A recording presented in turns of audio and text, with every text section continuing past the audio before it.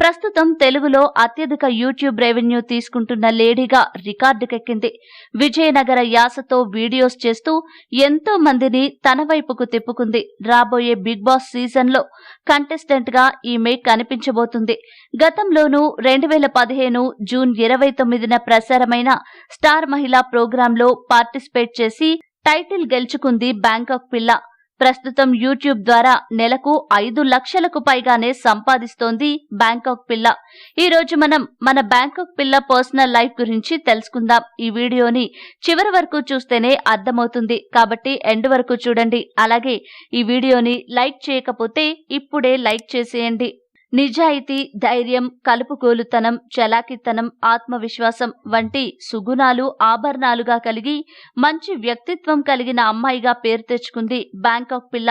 Bangkok పిల్ల అసలు పేరు శ్రావణి. విజయనగరంలో శ్రావణి